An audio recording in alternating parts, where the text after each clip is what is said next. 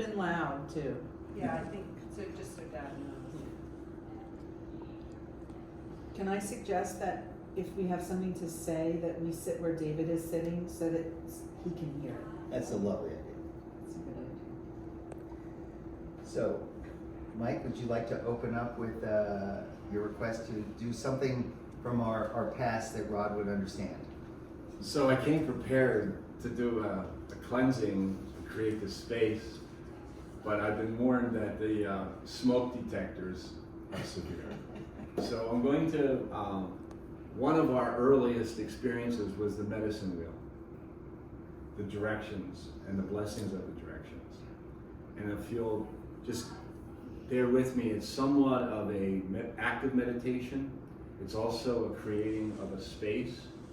And if we would just take that moment and take one breath together.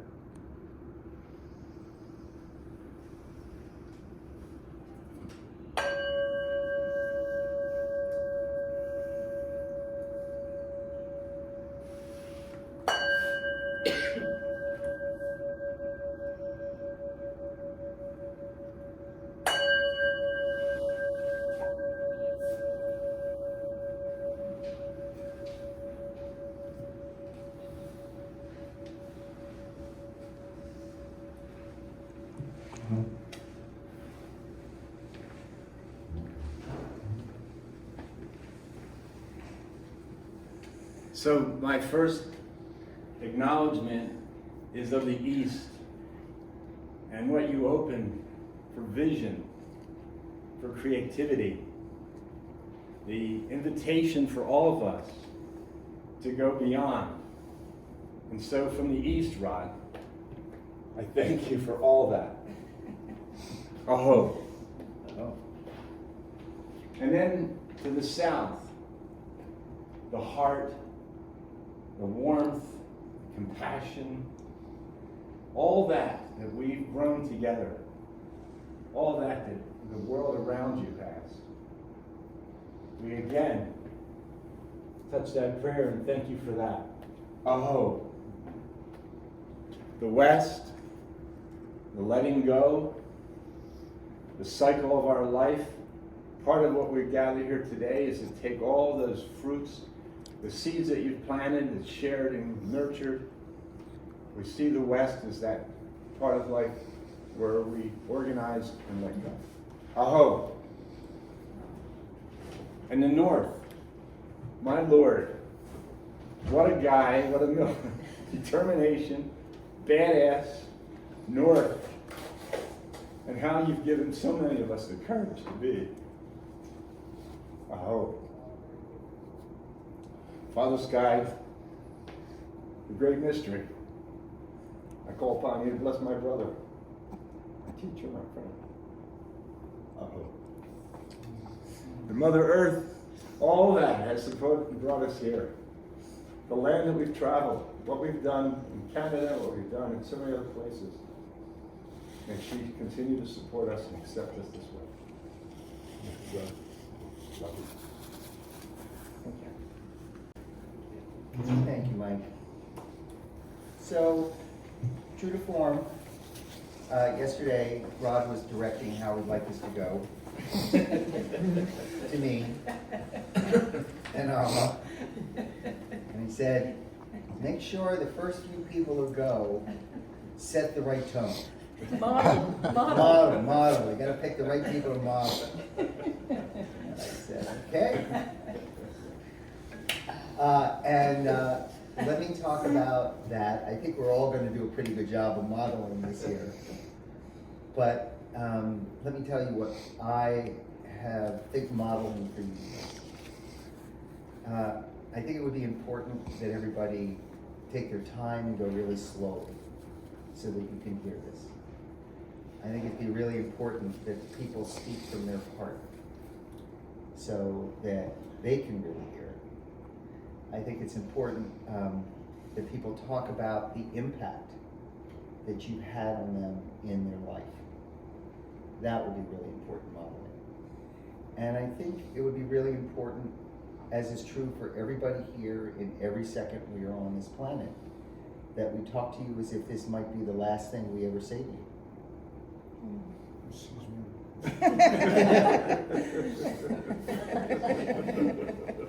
So, Hold in there. Hold in there, I haven't spoken yet. Don't go anywhere. so we don't want to leave anything on the table. Would that be fair? That sound about right? Yes. All right. Go. And it's going to be a pretty, we are a community and a family of friends who love you very much. And there's nothing that we can say in this space that would be wrong. And there's nothing that we can say if we talk from our hearts that will be inauthentic. So remember, as you've taught me, no one real is ever born. So our job here is to be as real as we can and to honor you and your legacy and your impact through our authenticity. And with that, do you have anything you would like to say before I open up the floor? To see faces from so many generations and over so many different areas of study and just great. And the fact that I could enjoy it. I love my work. I love the people in it. And it's not like gratuitous. It's the truth. So thank you guys. It's just a pleasure always. I can't remember, a few times, I won't get into them, that we screwed up, but I'll help you with that if you need me to. I knew you could come through, Bill. So you ready? Whatever it is.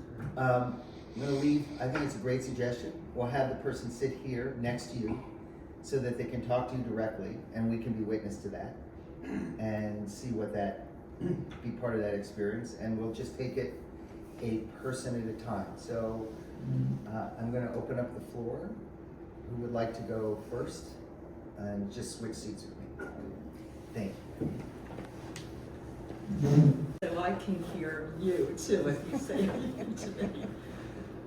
So I am representing a lot of your students, particularly the raving feminists that we were.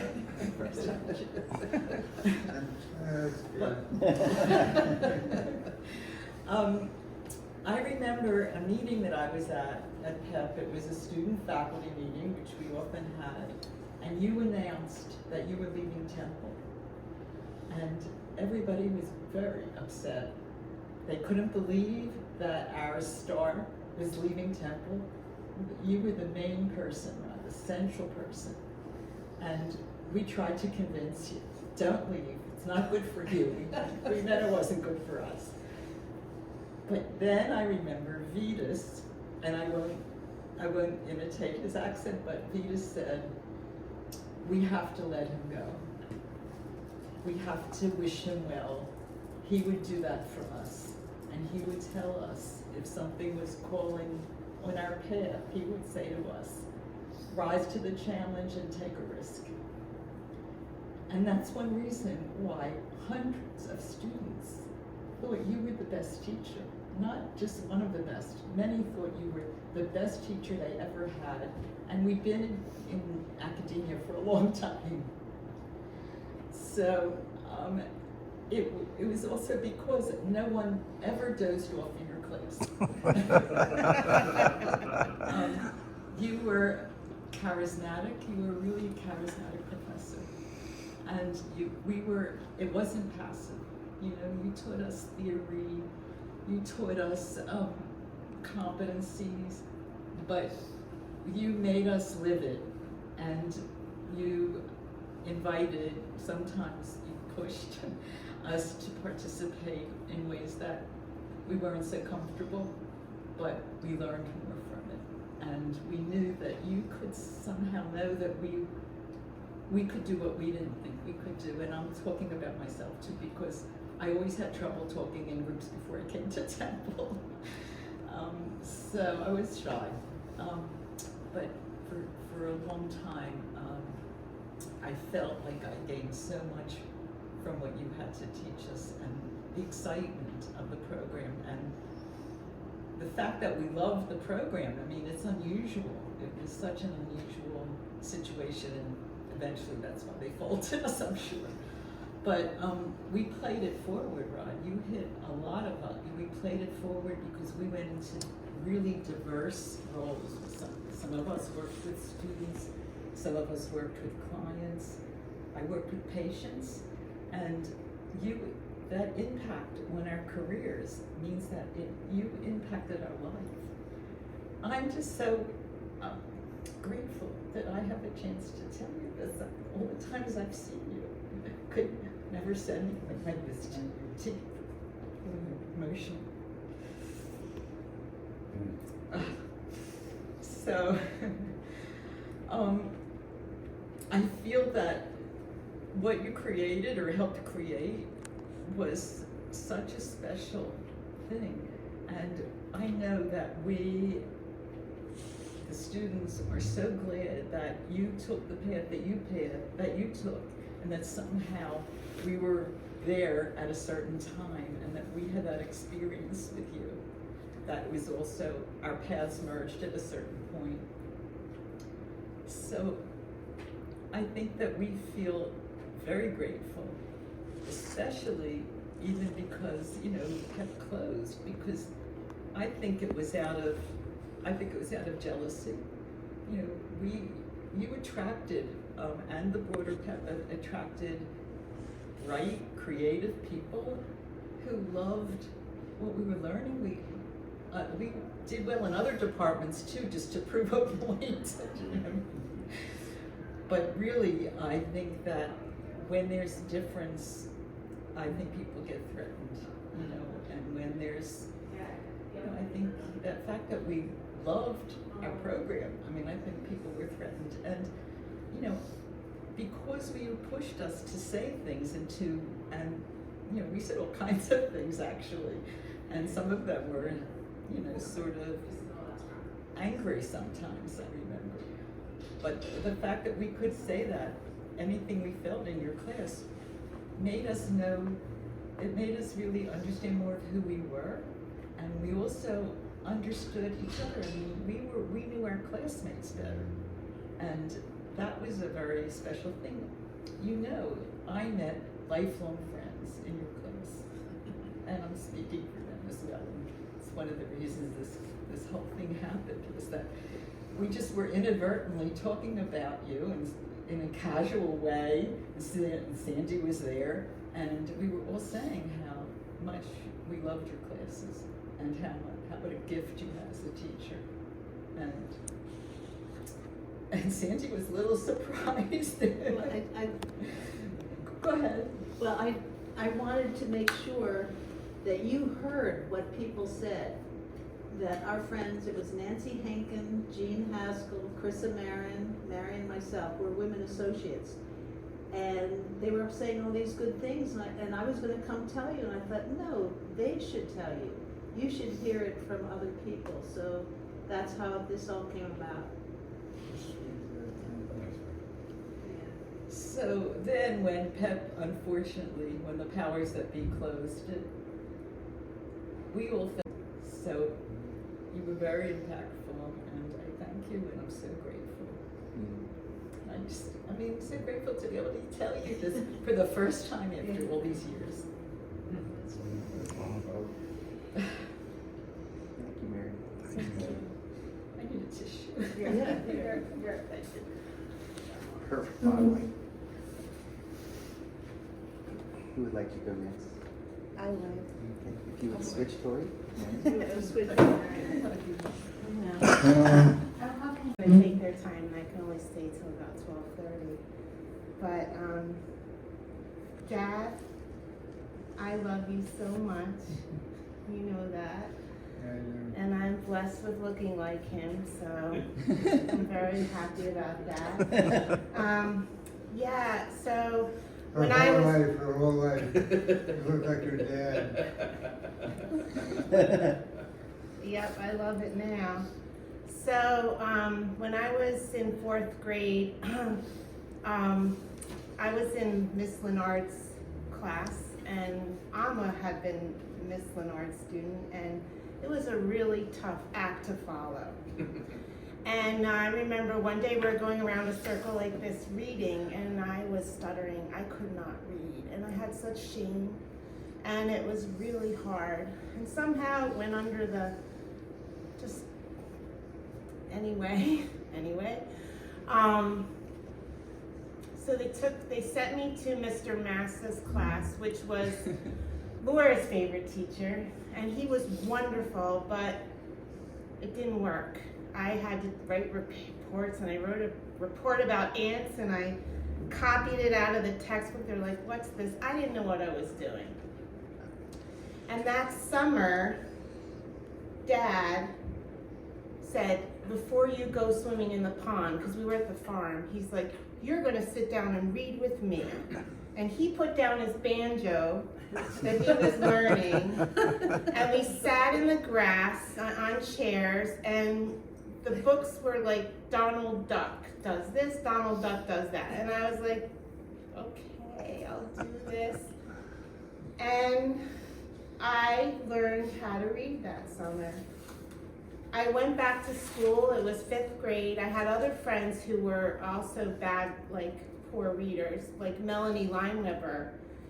And I was a jump ahead of her. I was like, I was done, I was there. And then I read The Wrinkle in Time, and that book just sent me in my imagination, and I learned how to read, but if so much. Who would like to go next? Mine was short but sweet. Now, what do you think that's worth?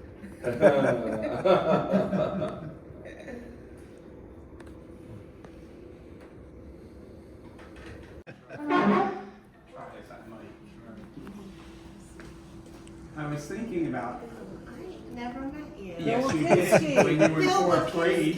No way. Yes, in 4th grade. Yes way. I can't believe it. I was there when you were in 4th grade. I babysat your kids. Yes, you did. Oh my all gosh. did. Me I too, don't want we to all steal the did. show, but oh my gosh, Yeah, I I said so. thought you were someone else. Okay. And the last time you saw me was probably 100 pounds heavier. Something More. like that range. No more. I used to like you. You were once nice. I was never nice. I know you I were. just did it. So what I wanted to share with you are the number of firsts that you and I shared. My first first is when I walked into 61415, Organizational Diagnosis and Development, which, like Marion, changed my life. I had taken my first 2 group courses. I thought I was done. I was a teacher or a cook or something. And suddenly I'm involved in a doctoral program. I love that group stuff. Then I take this organizational course. And I go, oh shit, this is really cool stuff. I spent my first 3 weeks sitting next to the prettiest blonde in the room, hitting on her. I didn't know she was your wife. I didn't. Busting moves on the guy's wife, all right out of the gate. Why waste time? That course began my professional life. And when you said that it was not gratuitous, that you feel so thankful for having had this long career of teaching and consulting, that I've shared a lot of that with you, and you continued until recently, still working. I am still working. Someday I'll quit, maybe not, but it is what you said is true. I've loved every friggin' minute of it, and you're a large part of the reason why. So among our firsts, when I met you, when I had that course, we were part of General Ed Psych. So first, we started a university department. You were instrumental in that. I was a tag-along. I knew my role. I was a TA, so I got to teach. But among my life experiences that so thrill me is to have started a friggin' department. I mean, I don't know where that happens. I ask people, have you been part of something like that? So we started the department with about 1/3 of the faculty of general ed psych, and 2/3 of the students came with us. As Marion said, we so affected lives. You impacted so many. And tried to talk you out of leaving Temple. Not me, I went with you. I was glad we were doing that. Absolutely, because the next thing we did as a start, I'm gonna go back to Temple in a second, is we started the acting group. 1970. It's still going strong, except for your mug that I broke. Oh, You weren't here. But your sisters and your dad and Sandy have a mug, and Marion has a- all members of the Pep family. You're gonna get one later. Oh, His okay. acting group month. We started it with 2 general services and a bunch of other stuff, but organizational development and executive coaching. We didn't call it that. We called it role counseling. We created role counseling at Temple University. We created it in a summer course of 3 weeks when Rod wanted to teach us about how you implement change in an organization in 3 weeks. He's always been in a hurry. And what we did is we worked with a person and treated him like an organization. He taught us how to gather data, how to analyze the data, how to present feedback, how to observe. Thank God for Ted Amadon, I knew a lot about observing. I used Flanders Amadon all the time. Then I moved to Bales because you taught me Bales. We were among the first people in this world doing coaching. And you taught me that. We just weren't smart enough to call it coaching. We could have been so freaking rich. We started the acting group. After a while, I think it was 10, 12 years ago. By the way, the people we started with, Larry Kraft, Crosby Deaton, Peter Brill, never liked that son of a bitch, still don't. Alan Kalish, who was my client in that 3-week course. And he hired me immediately afterwards to work with 2 of his senior vice presidents, Bobby Weinberg, crazy short little Jewish lady, and Ed Pond. All people that you introduced me to. We started an apartment, we started a business, we jumped forward. You started. I called you one day, this is in 2005-ish, and said, listen, I'm at Penn now. We need a course that you could teach. And you joined me at Penn teaching in our coaching organizational curriculum. And you started the cohort program that lives till today. It's not nearly as good. It's sort of cohort white bread right now. But you trained hundreds of coaches while there. And I'm still in touch with a bunch of them. They're out working and earning livings as consultant coaches. The only first I didn't get to have with you were my mentor, my professor, my partner, my colleague.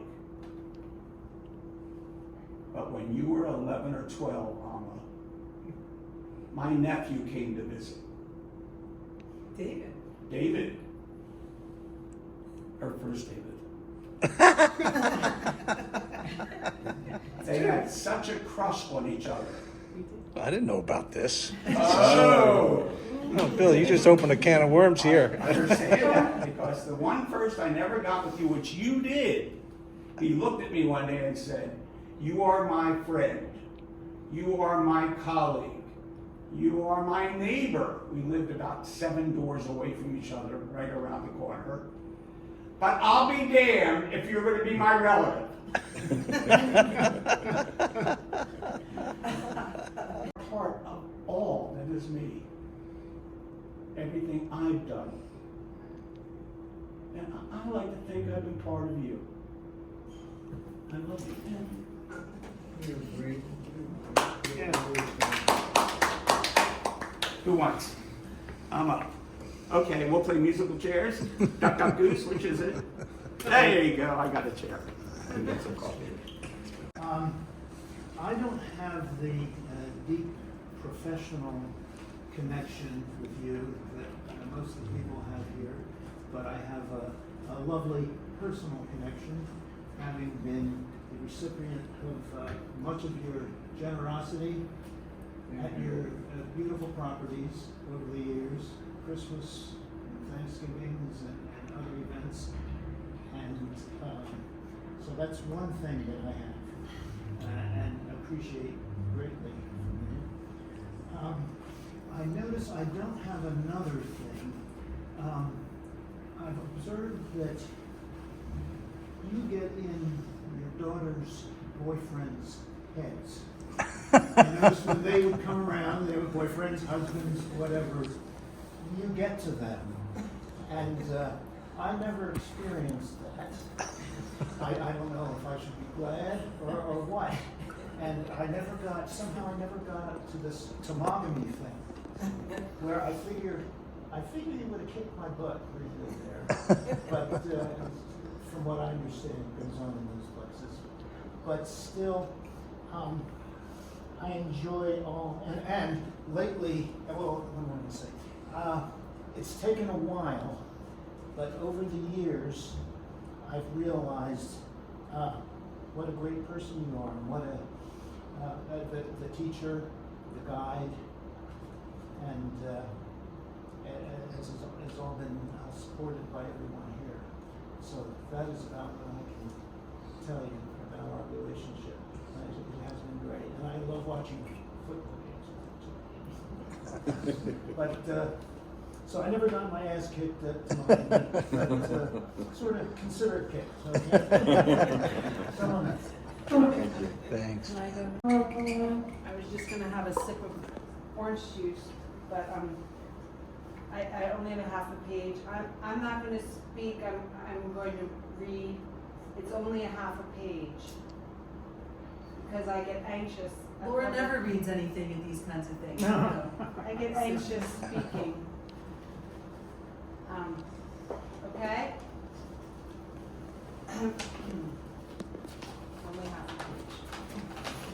Half a page, you promise. See, I had two halves and I decided to do only one. Okay, you ready? So I was one of your first two students. And I say two because Am and I came before Temple. Tori was one of the first three. And I'm one of your last students. You taught me how to throw a baseball, shoot a basketball, ride a bike, ski, and to be fearless. I could go to college at 16, survive in the world, and make films. You also taught me to appreciate the sunset, dancing, and always a picnic. In everything I do, see, eat, and drink, you are part of me. In both my confidence and my social anxiety. I pour myself a glass of orange juice, which, like every detail in life, has new meaning. That is all you drink these days. I remember in junior high, coming home from sports with an unquenchable thirst and drinking glasses and glasses of orange juice, which was the one thing found in our refrigerator.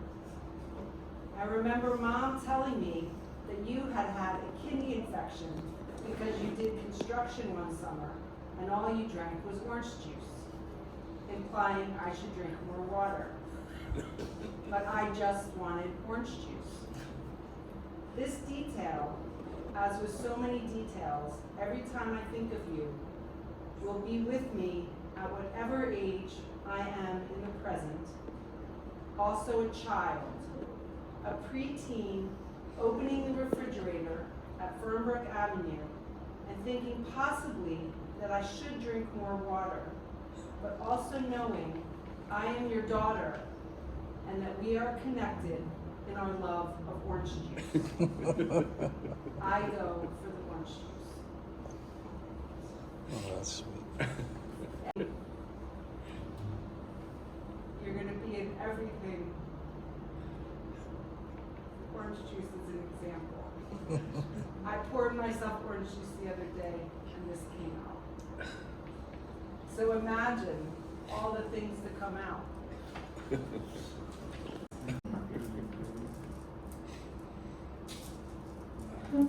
I love you, Dad.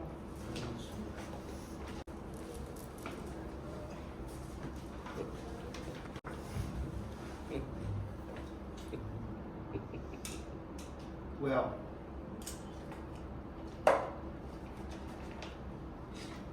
we got in a lot of mischief over the years.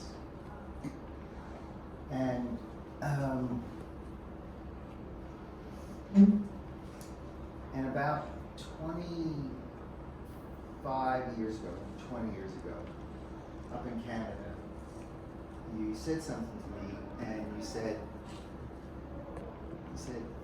I think you're too performance driven. You don't speak from your heart. You're too much about presentation. And I didn't like it, but I listened, and then you asked me to do something.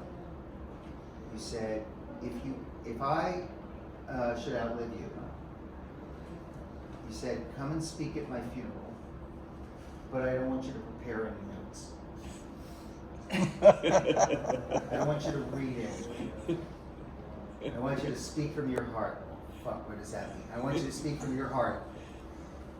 So, I have no notes. And I have no idea what I'm going to say. So let me begin. I don't know how I can thank someone who has meant everything to me in my life. First as a teacher, then as a mentor, then as a colleague, always as a friend, and then towards the last cycle, again, as a teacher. Everything that I hold important to me in my life, my marriage, my work, my inner spiritual life, my passion for learning, everything I owe to you. Everything. There isn't a single quality in my life, my physical health, that you have not shaped, you have not influenced, and you were the father that I never had. I will never be able to properly express how much you meant to me and how much you've changed my life for the better. There have been two people in my life that have been the greatest mentors and guides for me. A woman and you. And I stand here today in deep honor of our history, the laughter, the craziness, the depth and the learning. But mostly I stand here today in deep honor the fact that I love who I am. And I feel like I have one of the most blessed lives on the planet. And so much of it. I always love in the Bible, the word begat. I think it's very underrated because it talks about the connections that we have. So and so begat, so and so begat, so and so. It honors the origination. My origin story started with you. And I want you to know that wherever I go in my life from now on, and has been for many decades, you were on my shoulder whispering into my ear.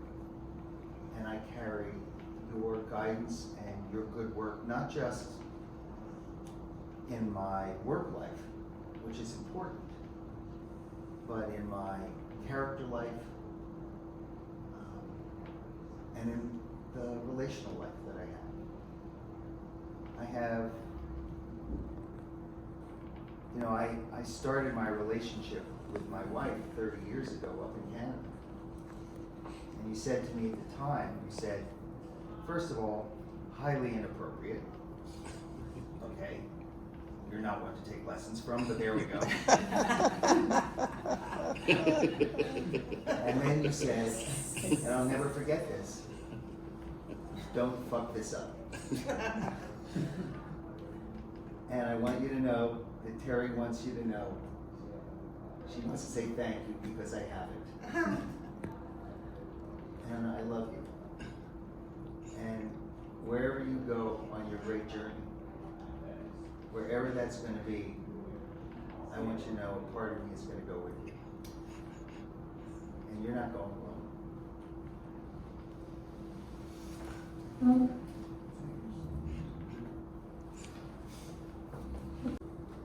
Hi, Dad. Mike had me with the medicine. I lost it because there's so many things you've given me. And it's hard to separate the daughter from the companion, from the coworker. But I'll try. So, as a daughter, I think it's been said, a lot of these things have been said, but when I was thinking about it, the things that I carry with me all the time that you've given me are picnics, Laura said, fresh flowers. Flowers are so important to me.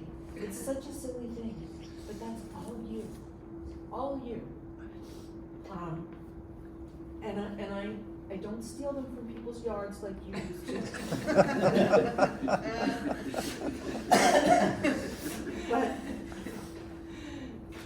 but I love them, and they remind me of you all the time. I think all the trips that you know David was talking about, but I took trips with you in between work. I don't know who knows this, but when Dad and I did a lot of work with a client overseas, and we would do a week of, maybe it was like 3 days of work, and then there was like a week break, and then there was 3 more days of work. And so the challenge was to figure out what to do with Rod in that week, keeping him over there. So he had an assistant named Chris at the time, and she would enlist people, but I would beg to be there. I'd be like, let me do it. But we had to compete for the position, so I couldn't always get the job. But when I was out there in Ireland, we traveled to Galway. We did the Cliffs of Moher. We looked at ruins. We went and listened to Irish music together that I'll never forget, in that crazy little club with the weird violinist. And oh my God. And then when we were working in Belgium, we went for my 50th birthday, we went to Barcelona. No, we went to France. We went to Burgundy, and did the caves in Baum, and did all the wine caves. And a little thing about wine is, as much as you became less of a connoisseur over your life, I became more. But it was because of you, Dad. You came to my junior apartment in Burlington, Vermont, and you brought a case of wine for a bunch of 20-year-olds. Inappropriate. We were like, yeah, give me that wine, thank you, that was wonderful. You said, no, you have to open these bottles one at a time, and you have to drink them together, and you have to savor them. And so he pulled out the Sauvignon Blanc, and he said, this is a Sauvignon Blanc, and this is a Chardonnay, this is a Pinot Noir, and you're just not allowed to drink them all at once. You have to savor them. And I'll never forget it. I'll never forget that case of wine, and neither will my roommates. They will always remember that. And you did the same with classical music for me. So you brought me Pachelbel, and you brought me Vivaldi, and there was so much culture that you gave me that was not in all a snobby way. It was very much like, you know what, you should know these things. These are things you should know. And so, and I will say that you visited me twice a year. Every year I was in college. Freshman year, everyone thought you were the weirdest person in the world because you insisted on staying in my dorm room with me. And so my roommate went somewhere else and I gave you the bottom bunk. But every year you'd come to Oktoberfest, and you'd come and you'd take me and all my friends out to dinner, and they all still remember you. Rod, you know, I was just recently in touch with Peter Fallon. And you know, you made a mark on all of my friends and my roommates. So that's a little bit of the daughter. And you know, there's of course the grandfather that you taught my daughters to swim. You gave them opportunities. In fact, I just talked to Ani about her third trip to Prague. And I said, do you remember your first trip to Prague? That you took her after she graduated from high school. And she said, oh, that was such a special trip. We ate amazing food. We took this boat ride, and she told us all about it. So it was, you've made such incredible influence on us personally. But I will tell you that every day in my work, I channel you.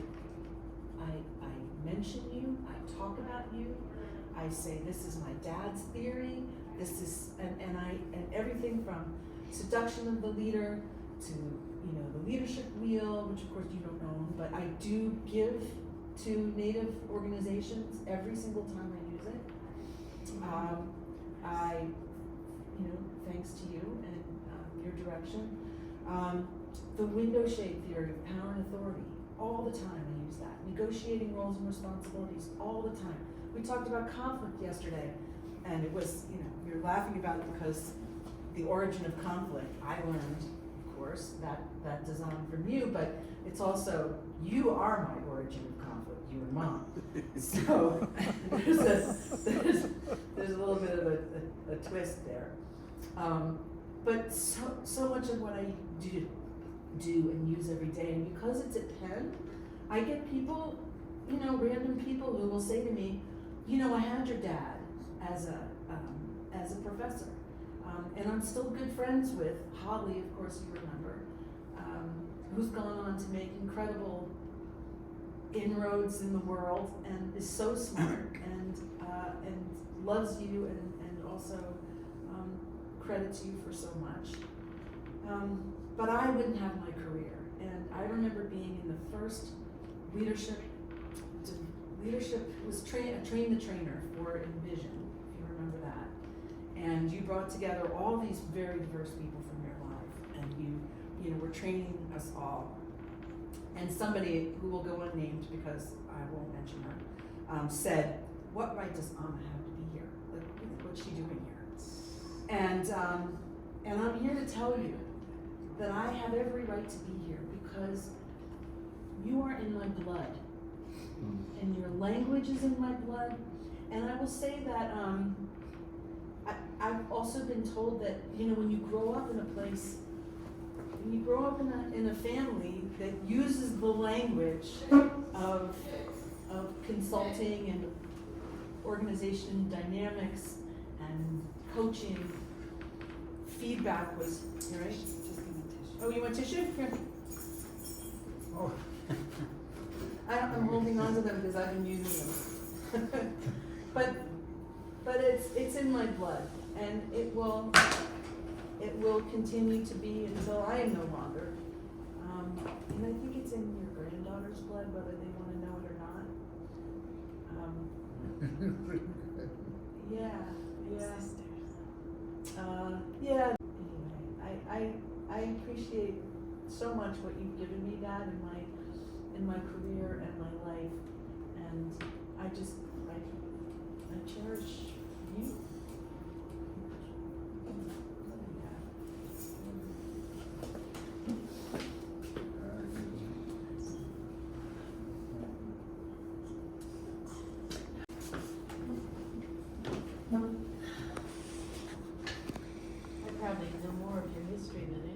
Should I disclose? Good to bad, yeah. Full disclosure, bring it. Rod and I met at Carleton College, which was interesting is that, I lived in Evanston, he lived in nearby Wilmette, and then we moved to Northfield and he moved to Barrington. We didn't know each other then, but then we met in Minnesota at Carleton College. And my understanding is that he was attracted to me because I was wearing, I think, some really weird outfit. I don't know, you know how I am. Long red socks and sit here. And I think you kind of were attracted to, hey, who's this crazy lady? And so we dated, I was a freshman, he was a senior at Carleton. But the first date we went to St. Olave's to hear music. I didn't realize we were going to St. Olave's because he had a girlfriend that he didn't want me to, I don't know, we stopped dating shortly after that. But, so we dated and then you left, but then you came back to visit me at Carleton. And anyway, the rest I guess is history.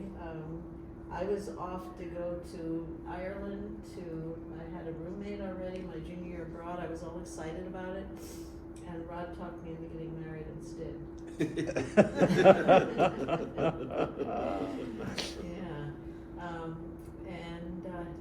So we did, but then we both went to the University of Chicago where I finished up my bachelor's.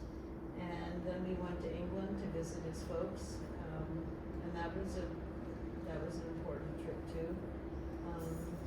So we traveled a lot. The whole time we were together, we traveled.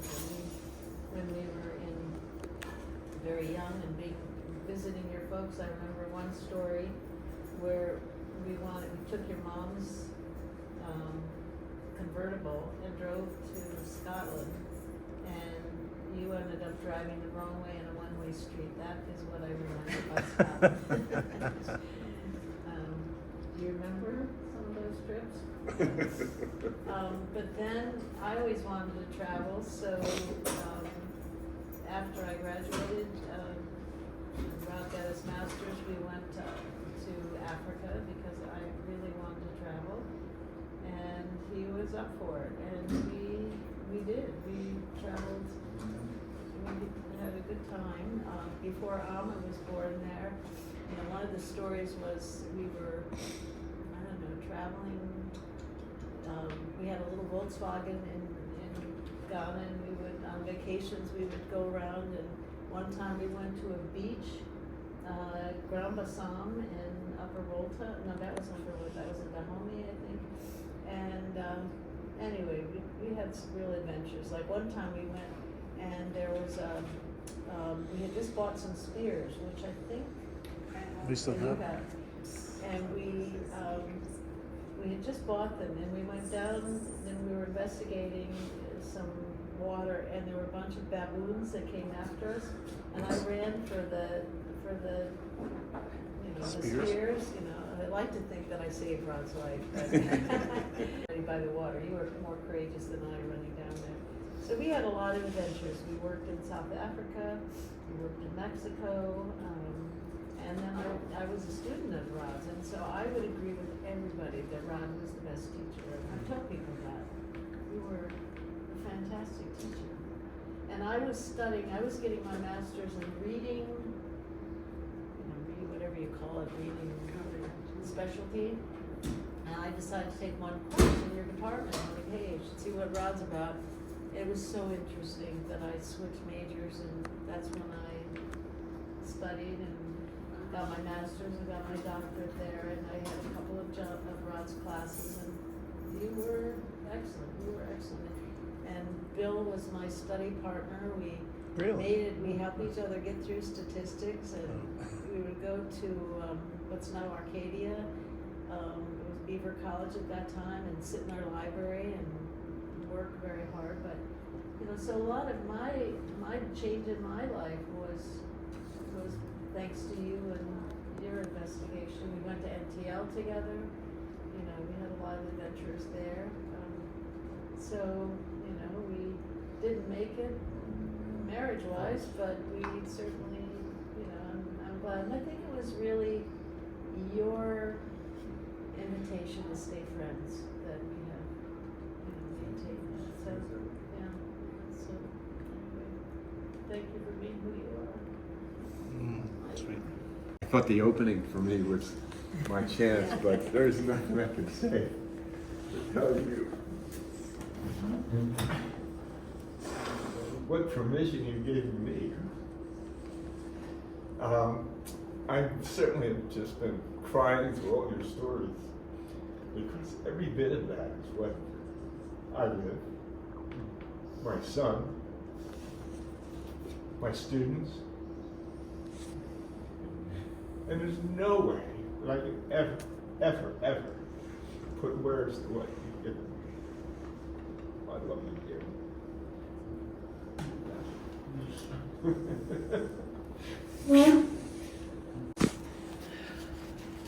Let me just tell you guys, can you imagine anything sweeter?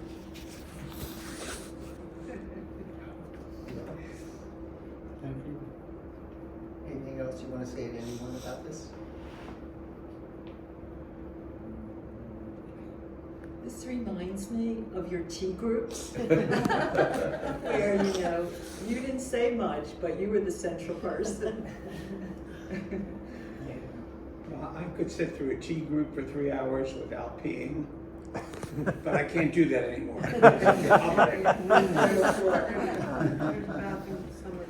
there should be one. Yeah, there usually. So I have actually a thought about where we can create some good closure on this, and we'll wait till. Maybe not enough guidance at times or whatever, or the mistakes you and Mom made, but gosh, I got love, Dad. And all the layers, I always felt loved. And you love your work and you love people. That's amazing to hand off.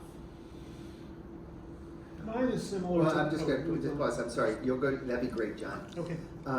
And so, what can you say about the people that are here? Well, that's that they all had love for Dad. It was love that he gave, and the love, Thank you. comes around, goes around. Beautiful. Thank you. What I would say about Rod, I wasn't in class, but what I've learned from him is the thing I would say is, go for it. He, whatever's happening, he goes for it 100%. Like bungee jumping, bicycle riding with the best equipment, or sports fan type of thing. And the people that are around, I always enjoy. In my field, musicians, we hang out, we carry on, we communicate, but I always enjoy when I hear these sharing kinds of things that you've done all your life, and the people like Sandy, and you've worked with that sort of thing. Thanks. Good job. I'd say one of the things that struck me, Rod, that I think I learned from you is you learn how to, no, I couldn't say you learned. You had this gift of looking underneath the veneer of people. You were not afraid of telling the truth, of being honest, but you would see things that other people might have seen but didn't really acknowledge, but you would go straight for the gut and say, wait a minute, just like you did with David, like saying, hey, you're not talking from the heart. You knew how to do that very well, and I think that's something that I sometimes try to think about and do myself, so I thank you. I think there's just a lot of appreciation in this room. Yeah, it's amazing how much you have impacted people. It's quite amazing. Hi. How you doing? Great. A separate meeting, a family meeting. Okay. Oh, it's all family? Yes. Oh, all right. That's okay. We're just honoring Dad. Yeah. Thank you, Bill.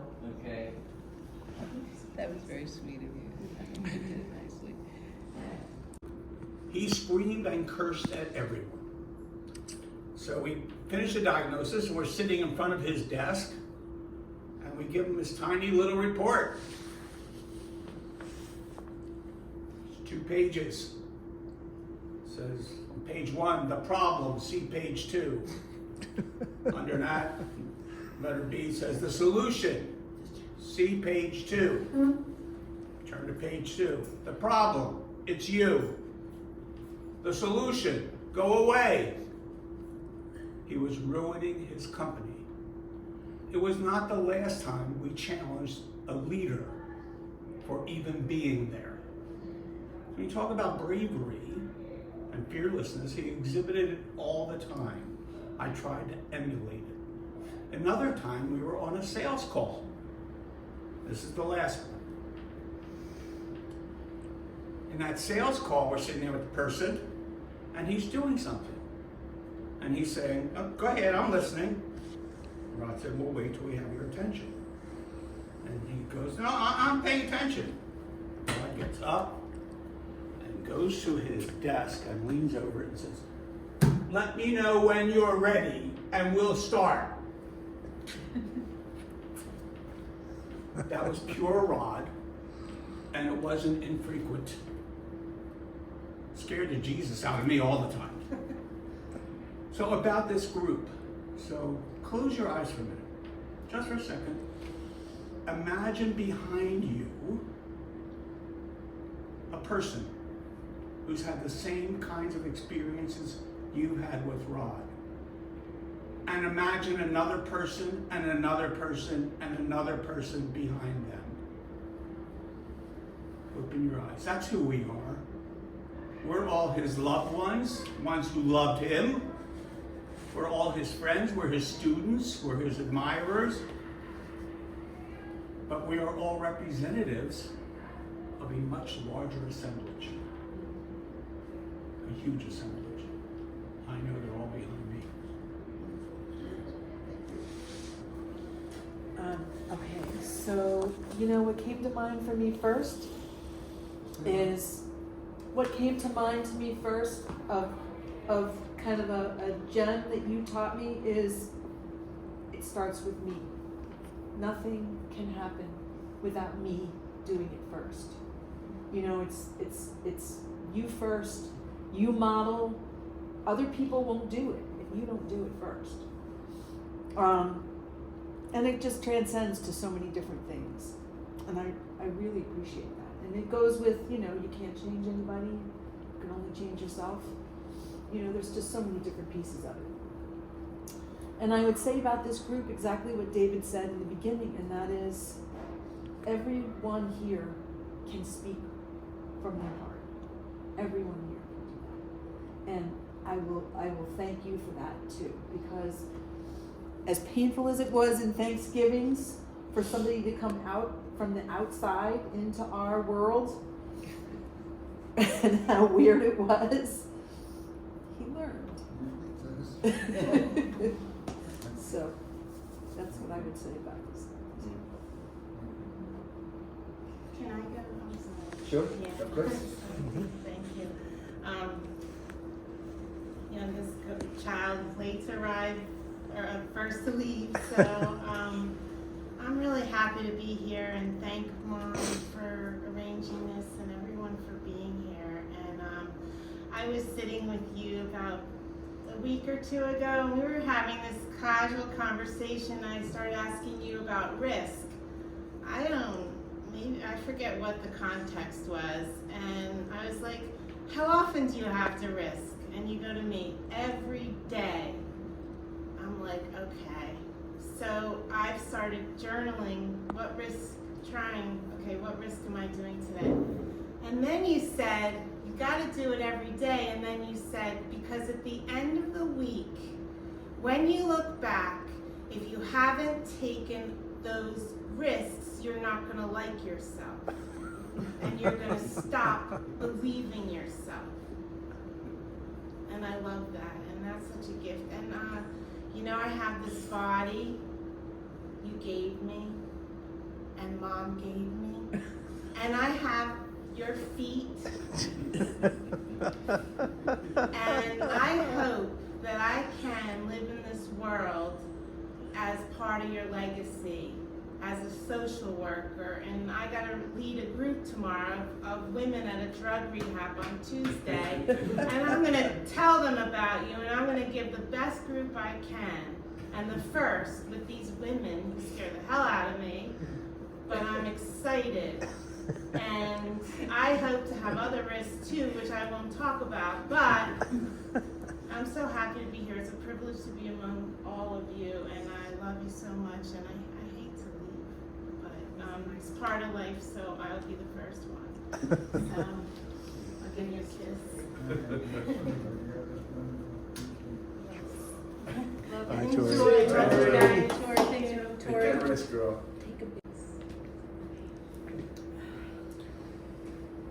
So what you taught me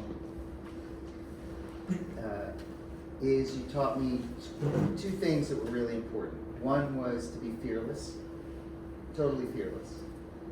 And you taught me to be fearless in my work, choices I make, ventures I took. But what I've come to realize is what you really taught me to be was to be fearless in love, in all the manifestations that it showed itself. And the other thing you taught me, which I remember from maybe 30 some odd years ago, is you said to me once, the person who you will spend the most amount of time with in your life is you. So you owe it to yourself to become the most interesting person you can. That's great. Funny the way he heard that, right, Rod? And I have spent all those years trying to become the most interesting person.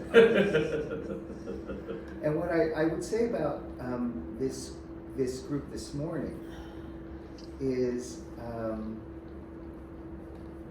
it feels very tribal.